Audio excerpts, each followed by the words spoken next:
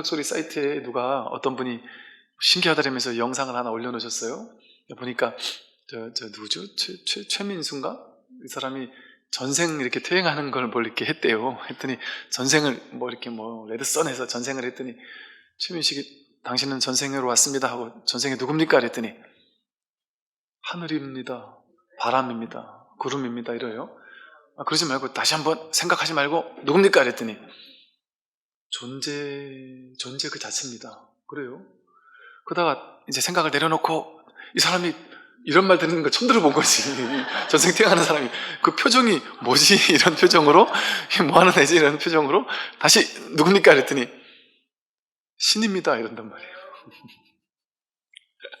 예, 모르겠어요. 그게 이제 뭔지 모르죠. 그 사람이 이렇게 그냥 한 말일 수도 있을 것이고, 어디서 배운 걸 어디서 강렬하게 들은 걸 얘기한 걸 수도 있을 것이고, 아니면 진짜로 뭔가 이렇게 자꾸 생각을 내려놓게 하고 뭔가 하게 했을 때 뭔가 그렇게 그게 옳고 그르고 이런 얘기를 하는 게 아니에요. 그냥 누군가가 이렇게 올려놨기 때문에 흥미롭다 이렇게 우리는 보는데, 그럴 수 있는 가능성이 없을까요? 우리는 정말 내가 누군지를 보면은 우리는 정말 바다예요, 구름이에요, 하늘이에요, 불어오는 바람이에요. 이거는 그냥 관념적인 얘기가 아니에요. 정말로 지금 분별을 탁 내려놓고 산속에 들어가서 자연 속에서 그냥 아무 생각하지 않고 가만히 있으면 이 불어오는 바람이라고 해석하잖아요 우리는. 근데 이러고 있으면 불어오는 바람이 내 뺨을 스치는구나, 이거 생각이잖아요. 그 생각 내려놓으면 이 불어오는 바람에서 자기를 확인해요. 여기서 나라는 존재가 이렇게 살아있음이 확인되거든요. 모든 것이 내가 밟고 있는 땅에서, 이게 땅이라는 건 생각이잖아요. 여기서 자기가 확인되는 거예요. 일체 모든 것들이 그 존재 그 자체가, 두두 만물 존재 그 자체가 모두가 다 자기 아닌 게 없는 거예요. 모든 것이 신 아닌 게 없는 거예요. 그래서 우리는 신성이라고도 하고, 불교에서 우리 신중이라는 말 하잖아요. 신중. 절에 가면은 여기도 있나요? 신중님들 신중단에다가 막 기도하고 그러잖아요. 신중을 막 부르잖아요. 왜 신중을 부르는지 아세요? 이렇게 신중을 부르니까 불교에서도 이제 우리 방편인데 신중에 대한 온갖 이야기 들으면 막 그냥 옛날 전설의 얘기처럼 막 되게 신기하게 들어요.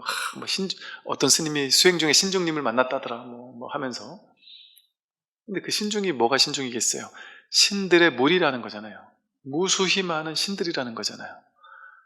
일체 모든 산하 대지 자연, 산신, 산에 가면 산신이고, 바다에 가면 또 용왕신이 있고 다 신하는 게 없잖아요. 신중단에 가면 다 있다니까. 신중이고 용왕이고 전부 다 있다니까요. 별도 신으로 있잖아요. 절에 가면 칠성각 해가서 전부 다 신이라고 하는 게 왜 신이라고 하겠어요? 전부 다 법 아닌 게 없고, 전부 다 부처 아닌 게 없고, 전부 다 마음 아닌 게 없고, 전부 다 신성 아닌 게 없거든요.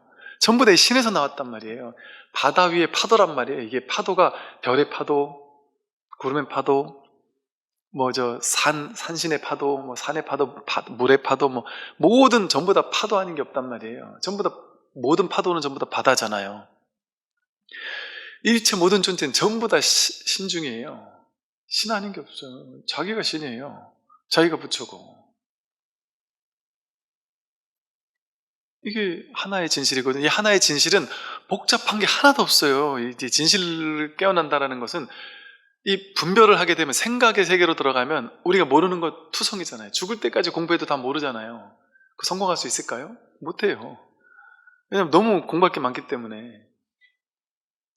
그런데 이 진실을 깨어나면 그 모든 것이 전부 다 하나의 분별이었구나. 부처님은 이걸 깨달은 거거든요. 이 하나를 깨달은 거거든요. 그러니까 부처님은 분별의 세계를 다 아는 사람이 아니에요. 그 모든 분별이 전부 다 하나의 마음이구나라는 걸 깨달은 거죠. 그러니까 부처님은 다 알고 다 본다고 하는 게, 모르는 게 없다고 하는 이유가 분별을 모르는 게 없다는 게 아니에요. 모든 분별이 전부 다 이 마음이구나, 이걸 깨달은 거죠. 그러니까 부처님이, 만약에 지금 부처님이 분별을 다 아는 분이라면, 부처님이 태어나셨다 하면 부처님 바로 삼성전자에서 이렇게 섭외 들어가지 않겠어요? 그래서 삼성전자에서 답 안 나오는 거 부처님한테 연구시키면 되잖아요. 그 연구할 것도 없죠. 가만히 앉았다가 그거 이걸 이렇게 한번 해봐라 저렇게 한번 해봐라 하면은 답이 착착 나올 거 아니에요. 그거 하겠냔 말이에요. 부처님이 아무것도 모르죠. 이게 뭐냐고 하시겠죠. 그 모든 분별된 것들의 뿌리가 근본 마음을 하나 깨닫는 거예요. 근본 마음 하나를 깨달으신 거예요. 그래서 모든 경전에서는 전부 다 그냥 이 마음 하나를 얘기를 하는 거예요. 그러니까 화엄경에서는 이렇게 우리의 분별심은 전부 다 무리에 왜곡되어진 울렁울렁거리는 것과 같다. 분별이 전부 다 탁 멎었을 때, 고요해졌을 때, 그때 바다 밑이 환히 깨끗하게 보이는 것처럼, 왜곡되지 않게 보이는 것처럼 분별이 탁 멈추면 어떻게 보일까요? 분별이 탁 멈추면 어떻게 보일까요? 여러분, 분별을 탁 멈추고 어떻게 보입니까? 분별을 탁 멈추고 어떻게 들립니까? 분별을 멈추고 이거란 말이에요. 이거뿐이란 말이에요. 이거뿐. 분별하지 않으면 그냥 여기서 딱 직해서 아무 생각할 것 없어요. 여기 자기 존재가 있지 않아요? 여기에 내가 살아있지 않아요? 이렇게 내가 깨어있으면 확인되지 않습니까? 내가 사람이다, 뭐 이런 사람 저런 사람이다, 뭐 이런 생각, 그 생각 하나도 없으면, 아무런 분별이 없으면 모든 것들이 그냥 보이고 들리고 모든 것들이 분별 일어나는 거 하나하나가 전부 다 이 진실을 드러내고 있다고요. 내가 한 생각 일어났잖아요. 그 생각 일어난 그 자체에 즉해서 곧바로 자기라는 부처가 확인된단 말이에요.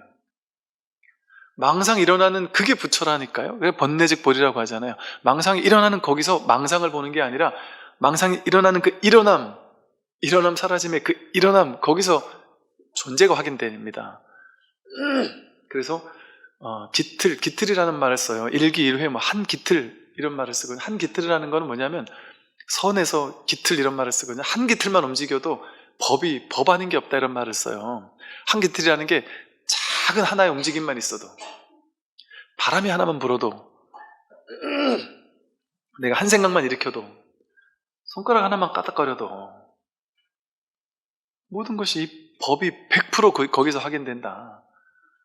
한 기틀을 돌려서 그냥 법신을 깨닫느니 이런 얘기들이 많단 말이죠. 그러니까 미세한 한 생각 일어나기만 해도 거기서 그게 법인 게 확인된다니까요. 보기만 해도, 듣기만 해도 그 보는 즉시, 듣는 즉시, 즉해서 틈없이 모든 게 그냥 마음 하나 아닌 게 없어요. 그런 마음의 측면이 우리에게 있을까요, 없을까요? 즉, 마음은 분별을 가지고 세상을 보자마자 해석하고, 소리를 듣자마자 해석하고, 생각이 일어나자마자 그 생각을 따라가서 해석하잖아요. 그런데 그러지 않고, 따라가지 않고, 생각을 따라가지 않고, 보이는 대상을 따라가지 않고, 들리는 소리를 따라가서 그걸 인무부여를 해서 해석하는 거, 그거 따라가지 않아도, 않을 수 있잖아요, 그죠? 않으면 들리지 않습니까? 보이지 않습니까? 보고 나서 이게 꼭 무슨 컵인지를 해석해야지만 이걸 보는 건가요? 이 소리가 무슨 소리인지를 내가 해석해야지만 이 소리를 듣나요? 아무것도 하지 않아도 거울처럼 그냥 비추는 측면의 마음이 자기에게 있습니까? 없습니까? 있죠. 그게 먼저 있잖아요. 이 소리가 마음 거울에 비춘단 말이에요. 그냥 드러난단 말이에요. 이게 먼저 드러나고 나서 생각으로 가가지고 헤아리잖아요. 무슨 소리인가? 무슨 대상인가? 생각을 헤아리잖아요. 근데 생각을 헤아리는 그 대상을 따라가서 의미부여를 하고 분별해서 헤아리기 이전에 이건 먼저 있는 거잖아요. 이게 그냥 이렇게 비춰지잖아요. 이게 애써야 됩니까? 생각하는 건 애써야 되죠. 이게 좋은 건가 나쁜 건가 애써야 되잖아요. 근데 이건 무위법이라서 애쓸 일이 없는 거라서 이거 갈고 닦아야 됩니까? 이거 수행해야지만 확인돼요? 이게? 이 소리가 수행해야지 확인됩니까? 이 소리를 듣고 분별을 따라가서 그 보살님 그거 좀 꺼놓고 하시지 이렇게 생각을 한다면 그거는 중생심 분별을 따라간 거잖아요. 근데 그냥 이 소리 자체는 아무 웃을 일이 없잖아요. 인상 찡그릴 일도 없고 아무것도 없단 말이에요. 그냥 이 자체. 이렇게 먼저 첫 번째 자리에서 그냥 비추는 게 없습니까? 이렇게, 아니, 없으면 이게 없어야죠. 있잖아요, 이렇게. 그러니까 자기 불성이 없냔 말이에요. 이렇게 있잖아요. 불성을 확인을 했습니까? 안 했습니까? 이렇게 했네요. 근데 생각 따라가니까 그대로 비추는 마음 넘어가서 그 모양만 보니까, 여러분 거울 볼 때 거울은 어떻게 생겼을까요? 거울을 보면서 거울을 모양 본 적 있습니까? 거울을 보면서 거울 본 적 있어요? 여러분이 거울 볼 때는 항상 자기 얼굴 봤잖아요. 아니면 거울에 비친 어떤 모양을 봤잖아요. 여기서 보면 거울에 비친 저 사람이 보일 것이고, 여기서 보면 거울에 비친 내가 보일 거 아니겠어요? 거울을 맨날 보면서도 우리는 거울을 안 보고 자기만 봤잖아요. 거울 안에 비친 모양만 봤잖아요. 근데 거울 그 자체를 본 적 있냔 말이죠. 거울 그 자체는 어떤 성품이 있어요? 그냥 비추죠. 분별하지 않죠. 좋다 싫다 하지 않죠. 여러분이 이걸 보고 좋다거나 싫다고 해야지 봅니까? 이미지를 개입하거나 의미를 부여해야지만 봅니까? 의미 부여 하나도 하지 않고도 그냥 보잖아요. 첫 번째 자리에서. 이 마음이 먼저 있단 말이에요. 이 마음을 확인하는 게 이 마음 공부예요. 근데 이걸 그냥 마음이라고 해서 그렇지, 그냥 이걸 깨닫고 난다면 어떻게 바뀔까요? 꿈인 줄 안다면 난 꿈을 깼어요. 꿈을 깼는데 자각몽을 그대로 꾸요. 나 꿈인 줄 알고 꿈을 꾸고 있어요. 그러면 내 인생에서 꿈속에서 엄청나게 풀어야 될 일이 있었는데 막 문제 해결하느라고 꿈속에서 너무 힘들게 막 살았어요. 막 회사에서 막 일 해결하느라고 힘들게 살았는데 문득 깨어났어요. 이 모든 게 꿈이구나라는 걸 깨달았어요. 그럼 방금 전까지 꿈속에서 막 회사 때문에 스트레스 받고, 직장 상사 때문에 스트레스 받고, 뭐 자식 문제 때문에 스트레스 받고, 남편 바람펴 스트레스 받았는데 꿈을 다 깨고 나니까 문제 해결됐습니까? 안 됐습니까? 문제는 그대로 있는데 해결됐죠. 문제는 꿈속에 문제는 그대로 있잖아요. 근데 내가 꿈인 줄 알았잖아요. 그러니까 상관없죠. 남편이 바람 피는데 재밌게 잘 갔다 와? 그러지 않을까? 씩씩 웃으면서 좋겠다, 좋단다 하면서 재밌게 잘 갔다 와, 이렇게 여유가 생기지 않겠어요? 꿈인 줄 모르면 죽이고 싶겠지만 이걸 깨닫고 나면 얼마나 흥미롭겠어요. 이게 다 꿈인 꿈으로 깨어나니까 직장 상사 아무리 쪄도 실실 웃으면서 바라보지 않겠어요? 직장 상사를? 뭐 그렇게 스트레스를 받겠어요? 뭐라도 할 수 있죠. 그냥 데리고 놀겠죠 아마. 이 양반 어떻게 오나 하고 재밌게 그냥. 나는 스트레스를 안 받는 거예요. 어차피 그놈이나 나나 똑같은 나니까. 그러니까 일체 모든 문제가 깨어나고 보니까 다 해결돼 버리죠. 단박에 괴로움이 사라지는 거잖아요. 그래서 도노라고 하는 겁니다. 단박에 이 모든 괴로움들이 단박에 사라져요. 왜? 이게 나라고 여기니까, 이 몸을 나라고 여기고 마음을 나라고 여기니까 내 몸과 마음이 가지고 있는 온갖 괴로움 때문에 무거웠잖아요. 근데 이 몸과 마음이 내가 아니라는 걸 탁 깨닫는 순간 어떻겠어요? 얘만 내가 아니라 이 삶 전체가 나라는 것을 깨닫는 순간, 이 삶 전체를 보고 있는, 이 비추고 있는 이게 나라는 걸 깨닫는 순간 뭔 문제가 되겠어요? 현실에서는 그 문제를 해결하라고 여전히 뛰어다니겠죠. 그러나 막 스트레스 안 받고 뛰어다니겠죠. 이제 할 건 하겠죠 뭐. 그러나 스트레스 받을 게 없죠. 그러니까 문제 해결된 채로 문제와 맞서는 거예요. 마주하는 거예요. 그냥 재밌게. 그러니까 유희 산매, 재밌게 즐겁게 놀면서 사는 거예요. 그러니까 저절로 뭐랄까 이렇게 그 유머가 생겨. 유머 감각. 그 유머 감각이 그냥 이렇게 분별에서 오는 유머 감각이 아닌 거예요. 근원에서 오는 어떤 유머 감각인 거예요. 킥킥거리는 유머 감각인 거예요. 뭐랄까, 옛날에 어디서 본지 모르겠는데, 이 도인들이 보면, 저는 약간 그런 이미지가 있었어요. 공부를 하다 보면, 도인들이, 이게 스님들이나 뭐 이런저런 하는 것들 보면은 이렇게 자기 혼자서 그냥 킥킥거리면서 웃어요. 그 킥킥거리면서 웃을 수밖에 없는 거예요. 웃기는 거죠. 저 아무것도 아닌 걸 가지고 저렇게 심각해 하는 걸 보니까 얼마나 웃기겠어요. 근데 그 앞에서 웃지도 못하고. 그 앞에서는 그 사람은 심각해 하는데 그 앞에 웃을 수 없잖아요. 여러분 5살짜리가 유치원 갔다 와가지고 침을 딱 뱉으면서 인상 빡 쓰면서 세상 진짜 이렇게 쓴맛단 맛을 본다니 하면서 왜 그러니 물어보면 와, 내가 여자친구한테 차였는데 정말 비참하게 차였습니다 하면서, 어머니 전 인생을 더 이상 못 살겠습니다 하면서, 저 배신자 말이지, 어떻게 나를 버리고 진짜 사탕 하나 사뒀다고 걔한테 갈 수가 있습니까 하면서 막 스트레스 받아서 막 죽으려고 한단 말이에요. 그럼 여러분들 얼마나 귀여워요. 아이고 이뻐라 귀여워라 하는데 웃었다가는 혼나요. 이 엄마가, 엄마 지금 장난하세요? 저는 지금 괴로워 죽을 것 같은데 저의 괴로움을 지금 장난으로 하십니까? 하면서 그럴 수 있잖아요, 자식들은. 근데 부모님이 보기엔 웃기죠, 그냥. 근데 자식에겐 웃긴 일이 아닌 거예요. 이건 자기한테 심각한 거예요.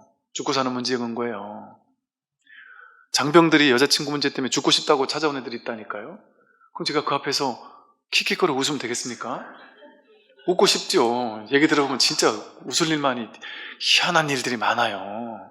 진짜 그런 일만 생겨낸다니까요. 얘를 너무 사랑해서, 정말 어떻게 할 수 없을 만큼 사랑해서 얘가 마지막까지, 내가 입대하는 그 순간까지 보고 싶은 거예요.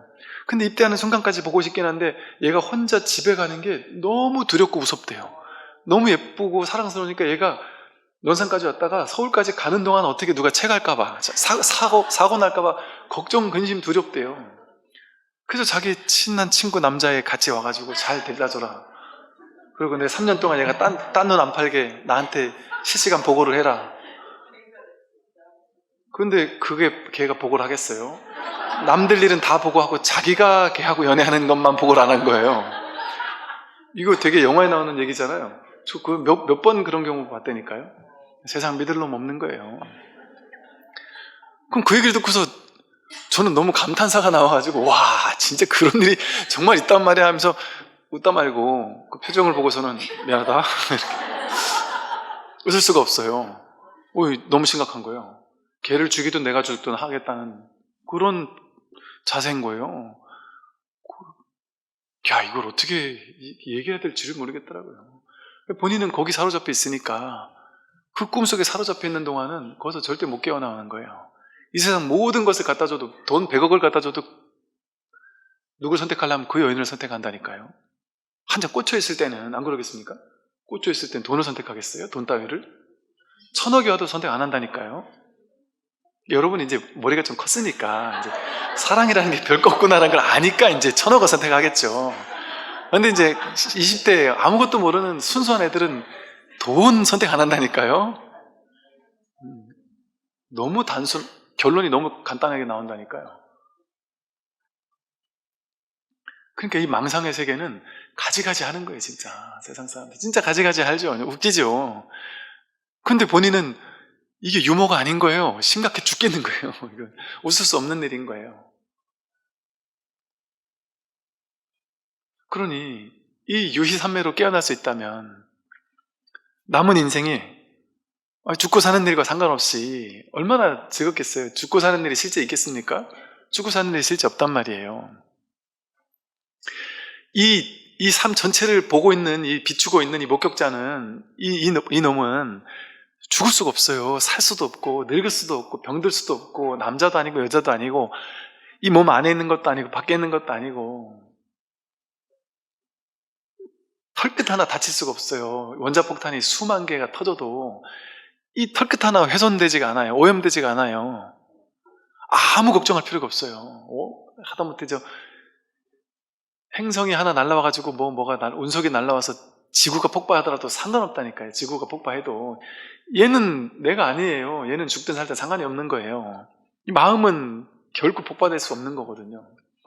이 진실에 깨어난다면 얼마나 삶이 자유롭겠습니까? 그 다음에 볼게요. 마음은 물질이 아니기 때문에 있다고 말할 수 없다. 보세요. 이 아함경은 초기 경전, 석가모니 부처님이 직설하신 초기 불교 경전이거든요. 초기 불교 경전에서 그럼 선 오로 개나 나올 만한, 그러니까 이게 같은 거니까 이렇게 되겠지만 이렇게 직접적인 얘기가 나와요. 마음은, 우리 마음, 이 마음이라는 건 선에서 말한 불성이에요. 진짜 내가 누구냐 하는 거예요.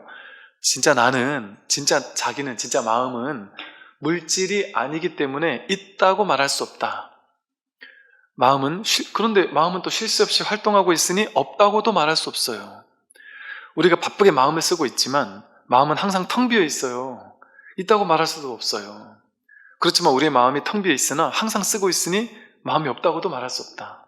우리의 마음은 있는 것도 아니고 없는 것도 아니에요. 여러분, 그러면 이제 이걸 찾으면 되잖아요. 여러분이 마음을 확인하려면 어떻게 하면 되느냐? 있는 것도 아니고 없는 것도 아닌 내가 누구지? 이걸 확인하면 되는 거 아니겠어요? 여러분, 몸은 있죠? 몸은 있잖아요. 그럼 있는 거잖아요, 얘는. 일단 그냥 봤을 때 있는 거니까 얘는 내가 아니에요. 그죠? 좀 있는 것처럼 보이잖아요. 그런데 가만히 보니까 이 몸이 진짜 있는 줄 알았더니 이 소리는 생겨나고 사라지고 없죠. 그럼 좀 전에 그 소리는 있습니까? 없습니까? 지금은 없죠. 그죠? 좀 전에는 있었죠. 그럼 뭘로 있었죠? 지금 기억으로만 있죠. 조금 전에 그 기억으로만 있죠. 근데 그 기억을 계속 떠올리는 사람에게는 있겠죠. 근데 그걸 전혀 떠올리지 않는 사람에게는 이제 없는 거겠죠. 그러니까 인연 따라 생겨나고 사라지는 건 이렇게 허망한 거죠. 그죠? 나도 그렇지 않나요? 여러분 10대 때 몸, 이 소리가 왔다 갔듯이 10대 때 몸, 세포 하나하나가 전부 다 왔다 갔잖아요. 10대 때 몸 지금 있습니까? 없잖아요. 10대 때 누가 나한테 욕을 했던 거, 그 일 진짜 있습니까? 이거는 똑같잖아요. 이 소리를 여러분 집에 갈 때 계속 스님이 아까 이 소리 생각하면서 그 소리 또 듣고 싶어 이러지도 않을 것이고, 이 소리 생각하면서 그 스님 진짜 그 소리 듣기 싫어서 정말 화나 죽겠네 이러면서 막 짜증을 내지도 않을 거 아니에요. 왔다 가고 끝이잖아요. 인연생 인연멸 끝이잖아요. 그렇게 생각한 사람은 좀 이상한 사람 아니겠어요? 우리가 그 이상한 사람이라니까요. 우리는 30년 전에 나한테 욕했던 그놈이 지금까지 밉잖아요. 이것처럼 왔다 갔는데 끝났는데 지금까지 밉잖아요. 이거 정신병 아니에요? 그것도 부족해가지고 정기적으로 떠올려요. 정기적으로 그놈을 떠올리면서 정기적으로 분노해요.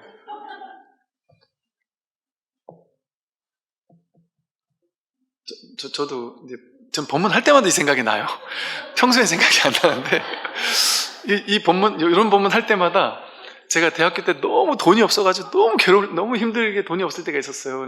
밥 사 먹을 돈이 없어가지고 알바하고, 어렵게 알바하면 그 돈 가지고 정말 최저가로 막 사 먹고 이런 적이 있었는데, 이 친구가 저에게 너무 어마무시한 거금인데 5만 원을 빌려갔는데 안 갚는데, 제가 누구한테 좀 싫은 말을 못하는 성격이라 말도 못하겠고, 자기가 내 얼굴을 보면 알아서 그 5만 원을 딱 떠올려서 줬으면 좋겠는데 이걸 안 주고, 말하는 게 얘는 쪼잔하고, 근데 그땐 저한테는 쪼잔한 돈이 아니거든요. 결국 한 번인가 슥 하면서 이렇게 한 번은 얘기한 것 같은데 못 알아들은 것 같기도 하고, 저도 이상한 놈이고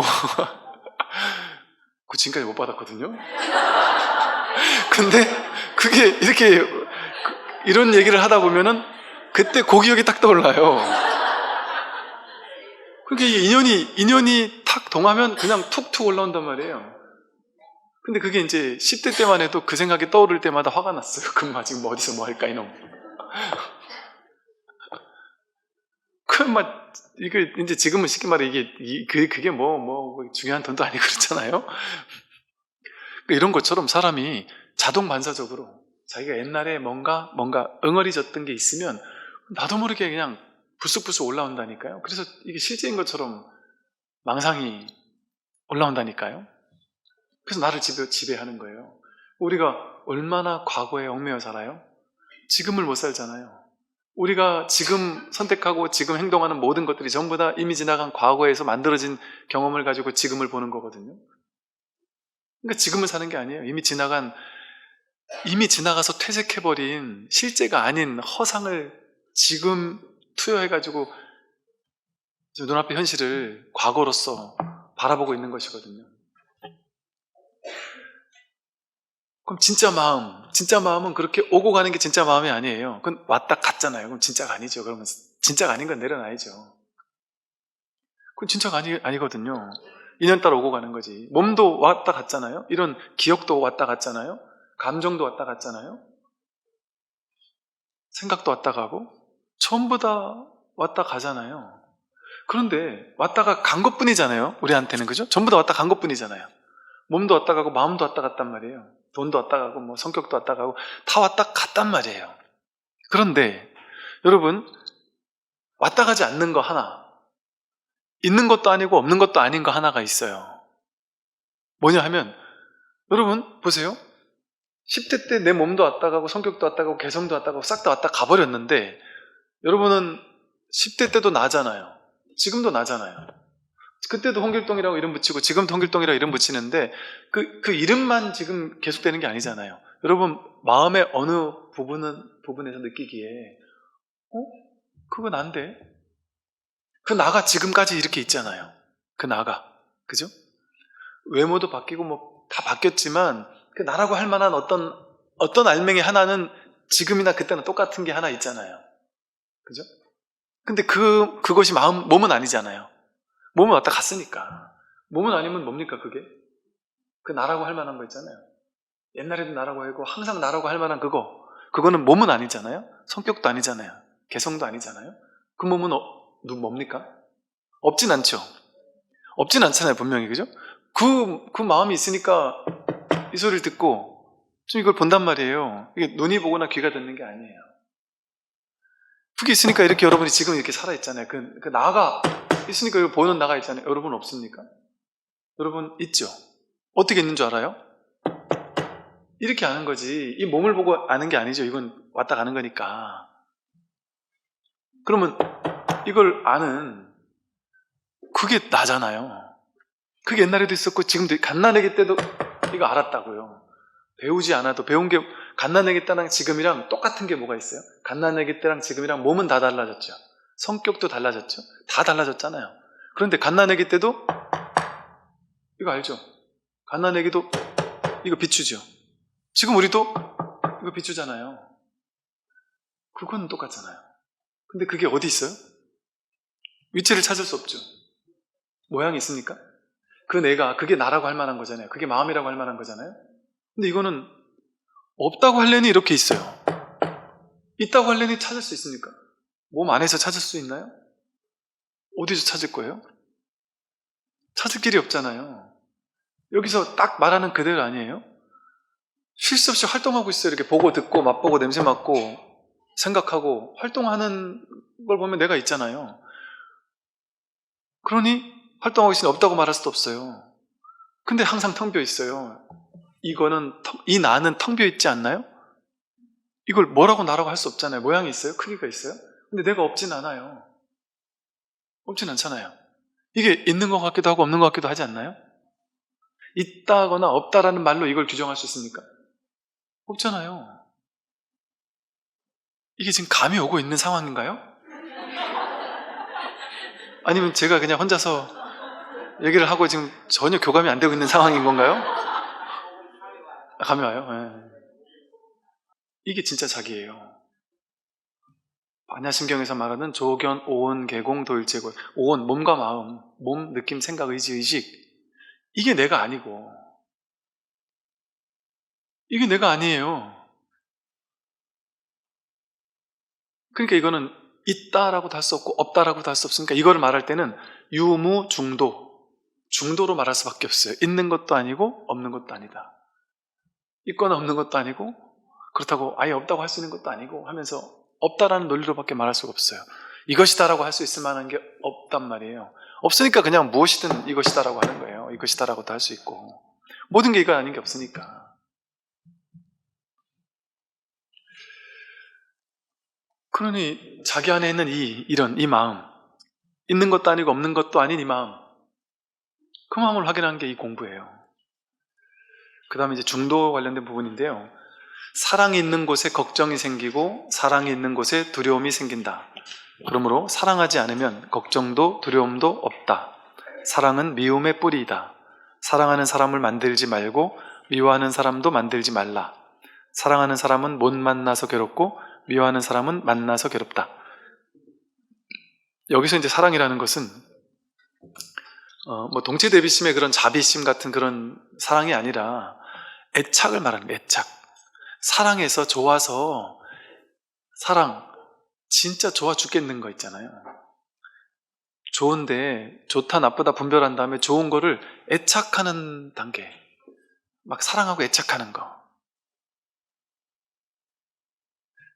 이 마음으로 깨어나면, 예를 들어 우리 아까 말했던 그 비유에서 꿈에 등장하는 모든 사람을 전부 다 평등하게 바라보잖아요, 우리가. 그 전부 다 다른 게 아니니까, 내 마음이니까. 그게 동체죠. 꿈에 있는 모든 존재가 다 내 마음이죠.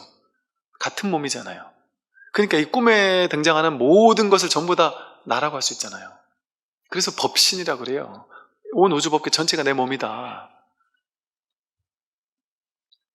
그러니까 일체 모든 존재를 있는 그대로 보는 것, 나다 너다라고 보지 않는 것, 둘로 나눠보지 않는 것, 대평등으로 바라보는 것, 불이법으로 바라보는 것, 그게 진짜 사랑이거든요. 근데 중생의 사랑은 그런 동체대비심의 진짜 사랑이 아니에요. 평등한 사랑이 아니에요. 우리가 하는 사랑은 뭐냐면 소수만 사랑하는 거예요. 몇 사람은 사랑하고 몇 사람은 사랑하지 않는 거예요. 그러니까 사랑하는 사람이 정해져 있는 거죠. 내 자식은 내 자식이니까 사랑하고, 남의 자식은 남의 자식이니까 내 자식이 경쟁해서 이겨야 될 대상이다, 이렇게 생각한단 말이에요. 근데 꿈을 깨고 보면 내 자식이나 남의 자식이나 똑같은 내 마음이죠. 내 마음이에요, 똑같이. 근데 꿈 속에 있는 동안은 내 자식이 더 이쁘고 내 자식을 더 사랑하고 이렇게 될 수밖에 없단 말이죠. 그래서 꿈속에서는 분별심이 생기고, 분별은 좋다거나 나쁘단 마음이고, 좋은 것은 애착하고 사랑하게 되고요, 싫은 것은 증오하고 미워하고 거부하게 되죠. 그런 마음을 가지게 되면 괴로움이 연기할 수밖에 없어요. 그래서 이 사랑, 이 애착, 사랑이 있는 곳에 걱정이 생기죠. 여러분, 과도하게 취하고 싶은 게 없을 때 문제가 생길까요? 문제가 없어요. 무엇이든 열심히 해서 가지면 좋아. 근데 뭐 가져도 좋고 안 가져도 어쩔 수 없지. 어차피 그건 나에게 달린 거 아니야. 나는 모르니까, 나에게 달린 건지 안 달린 건지 나는 알 수 없으니까 난 그냥 최선을 다할 뿐이야. 그러니까 사람이 겸손해져요. 겸손한 최선을 다하게 돼요. 과도한 집착과 욕망이 없는 순수한 최선을 다하게 돼요. 이게 진실이 아닌 줄 아니까. 근데 일단 현실은 살아야 되니까, 먹고 살아야 되고 현실은 살아야 되니까 현실에서 내가 할 수 있는 최선은 다해요. 근데 그게 먹힐지 안 먹힐지, 될지 안 될지 몰라요. 그게 지혜예요. 난 몰라. 그런데 그렇다고 해서, 모른다고 해서 시도조차 하지 않으면 아무것도 가질 수 없겠죠. 근데 시도를 해야 된단 말이에요. 그러니까 삶을 최선을 다해서 열심히 살아야 되는 것이죠. 그것조차 안 하면 인과 법이 현실을 지배하니까, 원인을 제공하지도 않으면 결과가 일어날 수조차 없으니까, 그 내가 할 수 있는 원인을 제공하는 거야. 돈 벌어야 된다 하면 돈 열심히 벌고, 자식을 잘 키워야 된다, 자식 열심히 키우고, 내가 할 수 있는 무엇이든 다 해야 된단 말이죠. 근데 결과가 어떻게 될지는 알 수 없는 거예요. 그러니까 과도하게 애착하진 않아요. 반드시 해야 된다는 생각은 없어요. 최선을 다할 뿐, 결과는 난 몰라. 그러니까 순수하게 최선을 다해요. 그냥 그 순간순간 최선을 다할 뿐이에요. 그러니까 결과에 따라서 일이 일비하지 않아요. 울고 웃지 않아요. 난 그냥 한 건데, 그냥 한 거예요. 그리고 나아가서 나에게 도움되는 일만 보통은 하잖아요. 근데 나에게 도움되는 일이 아니라 남에게 도움되는 일도 그건 자연스럽게 하게 돼요. 나와 내가 둘이 아니니까. 남을 살리는 게 진짜 자기를 살리는 거거든요.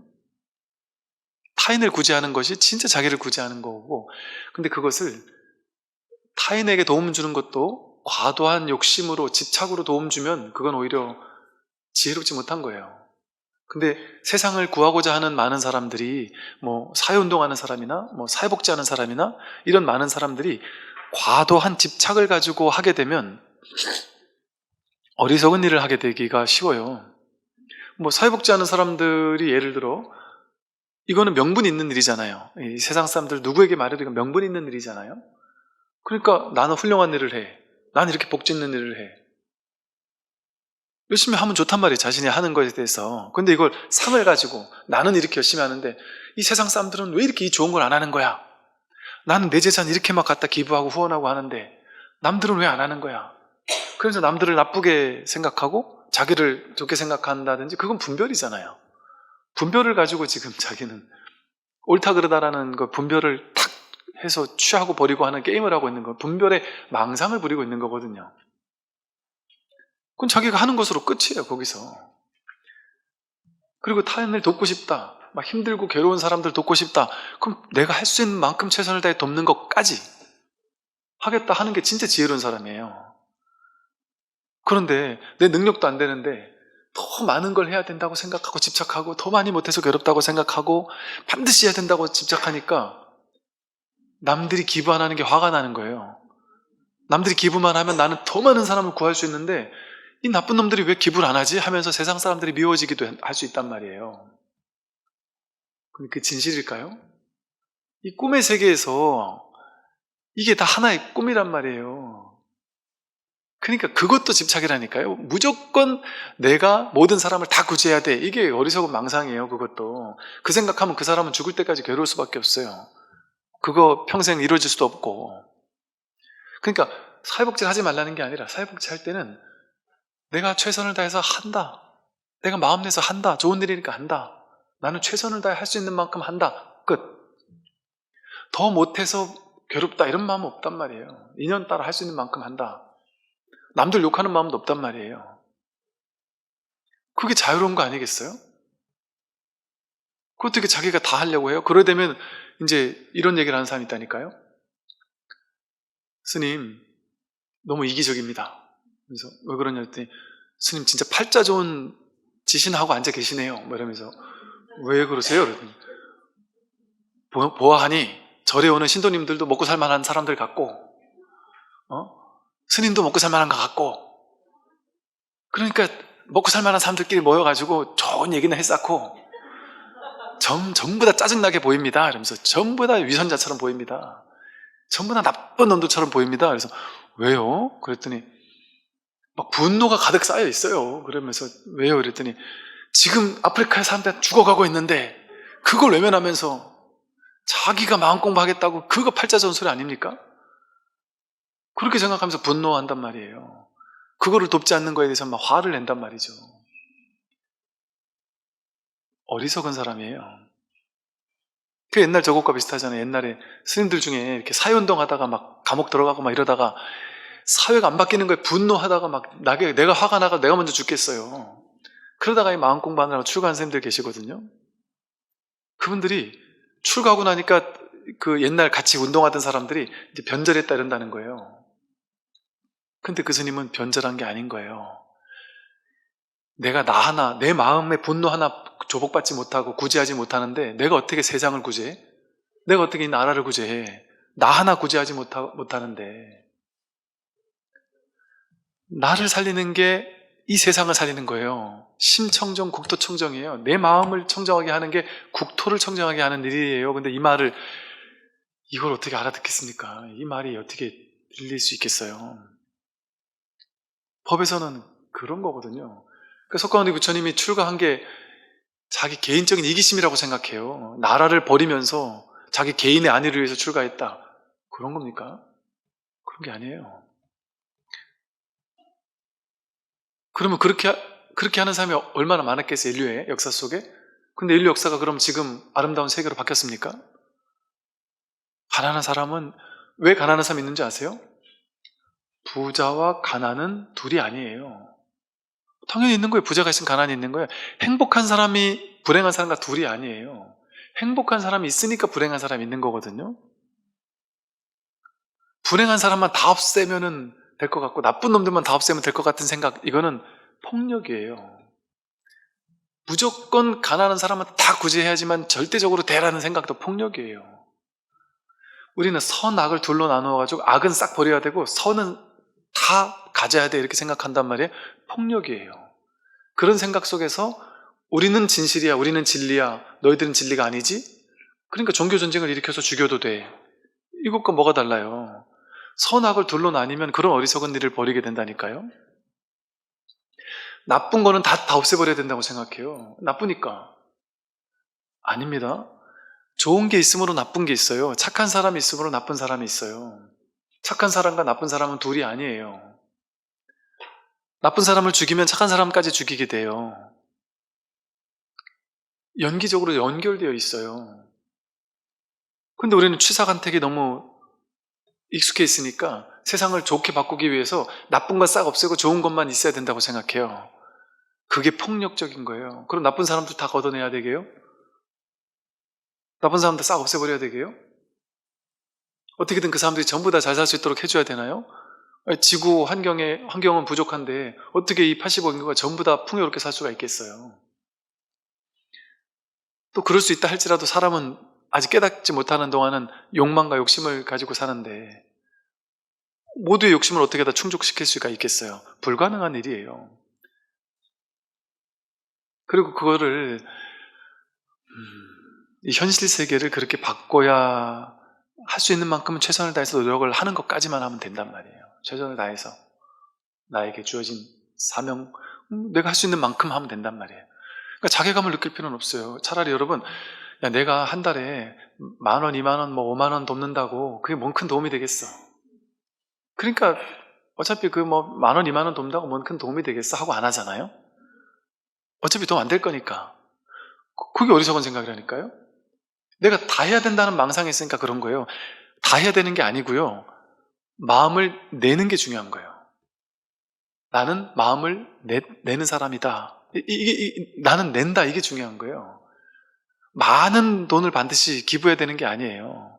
작은 것이라도 나만을 위해 사는 게 아니라 함께 공존공생하는 나는 그래도 조금 먹고 살만하니까 그래도 먹고 살만하지 못한 사람에게 조금 더 뭐 나눈다든지, 나는 마음이 그래도 조금 평화로워졌으니까 좀 더 힘든 사람을 위해서 뭔가 도움을 준다든지, 뭔가 세상을 위해서 뭔가 내가 할 수 있는 많은 작은 복을 짓고서 하는, 그걸 하지 말라는 게 아니죠. 그건 해야죠.